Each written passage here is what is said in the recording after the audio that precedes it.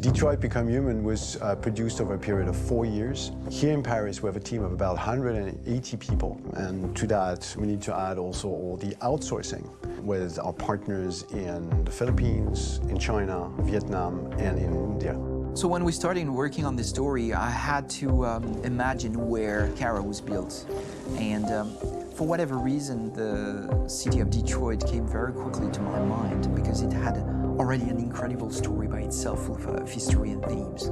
So we traveled there with the team, and we were really moved by what we saw, and we could really feel the desire to fight and really be born again. And we just continued this curve, this growth, and just imagine what Detroit would be like if the Android industry was, using these huge factories to build androids there.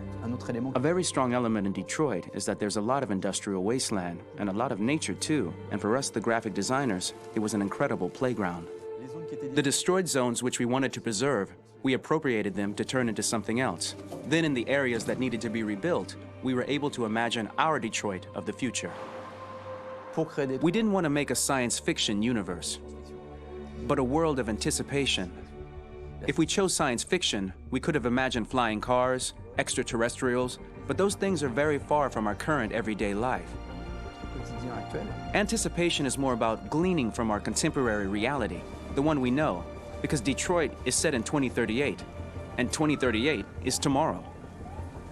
The difficulty we had was sticking to reality. That is to say, technology becoming more and more invisible, a lot more elegant, and at the same time, making it visual. So all the computer equipment, autonomous cars, we simply had to invent. They are in fact very technological objects, but at the same time remain very credible and ingrained in reality. To create a cohesive universe in the fashion and clothing of the human characters in 2038, I didn't want to put an accent on strange shapes, or really vibrant colors, and things we wouldn't know. That I wanted to keep for the androids. The goal was to create something familiar which we can identify with in this future setting. Working on the artistic direction for the androids was a bit special because this is a project about the place they could occupy in the human world. It was out of the question for them to be too beautiful or too perfect. They had to correspond to every social class, rich and poor. Inspired by everyday utilitarian clothes, I brought a modern touch by adding dynamic display surfaces, the armband we can see on the side, the triangle on the front and back, an LED. Like that, there's no confusion. Wait. You're sending an android? All right, ma'am. We need to go. You can't do that. Why aren't you sending a real person? Once we cast the actors, we travel to meet them in order to scan their faces. We record the structure of their face with the scan, and we record the colors and patches of skin with photography. Once we have this information, we will use this as a basis for modeling and creating the characters. The artist will make it more realistic, but will also enrich it. He will propose ideas which we will develop together. Finally, we will have a character with character who corresponds to the project and the world. When the actors come to Quantic Dream, we show them the design, what their image will be, and what they will look like in the game. This extra information gives them another dimension and color to connect with emotionally. It helps them think about how to play their character. Your mission. That's all you care about, huh?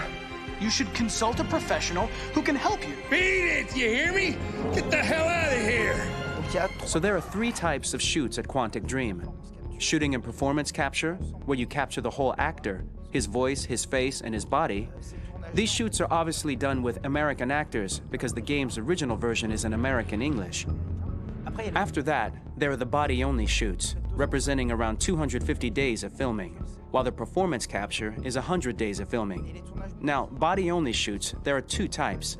There are the action shoots and the technical shoots, which are mokit shoots. Mokit is when the player controls a character on the screen, and he moves in an environment to explore it.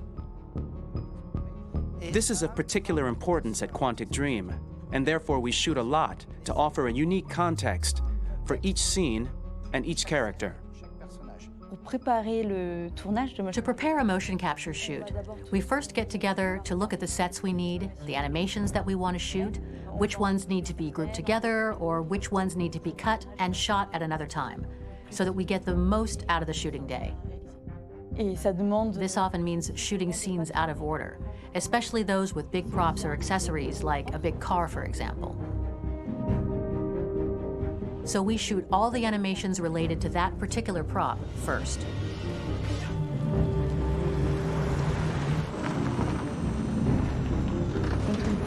The biggest challenge for the mocap team was shooting a Spider-Man mo-kit.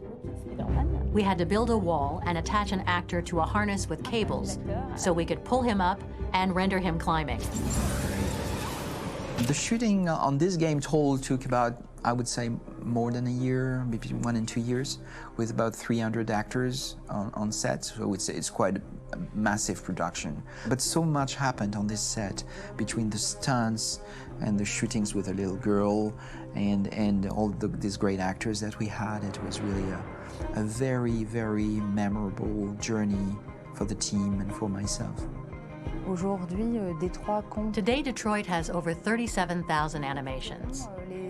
When we retrieve the motion capture data, it's just a cloud of points, which represent all the markers worn by the actors. From this cloud of points, we have a phase called retargeting, which gives us a skeleton. This skeleton will be applied to the characters of the game. There is still work to be done, but this gives us the main movements. Since we are working on something very realistic, we must recognize the actor and also recover all the emotion he expresses in his performance. We use a system of facts, an identity card for each actor. We make the actor do a whole range of facial expressions.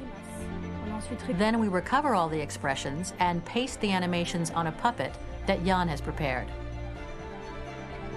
I then recover and refine these poses. I might stretch the lip, re-inflate a cheek, tiny details that make the finished product really capture the actor. Because of the nature of our mocap system today, when we receive the animations, we're missing eye movements, and so the character has that dead look. He really has no eyes, so then it's a big part of the work for the animators to find the regard of the actor in relation to his position, in relation to the body, etc. It was crazy when I saw the newest model for Kara, because they've been working on it, and this was the first time I literally jumped in my seat. It not only looked so much like me, it was the fact that it looked so lifelike. It wasn't that it looked just like it was a camera, it was something else, you know, but it looked alive. It's exciting, and it's kind of terrifying. Game after game, we learned the rules of optics and filming, and our goal with Detroit Become Human was to have cameras that would actually emulate the optics of a real physical camera.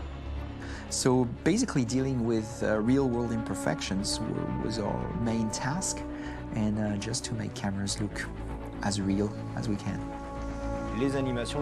Once the animations are shot and processed by the animation department, integrated and polished, we film them. That is to say, we really do a mise en scène, as in cinema.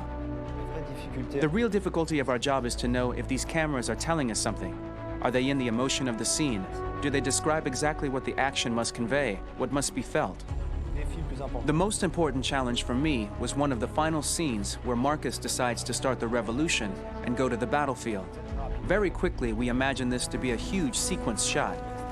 We wanted the feeling of a cameraman running behind us while showing Marcus, the androids who help him, the person shooting at us, etc. Above all, it was necessary to say to oneself, this scene is very violent but does not glorify war. On the contrary, that war is something improbable and absurd.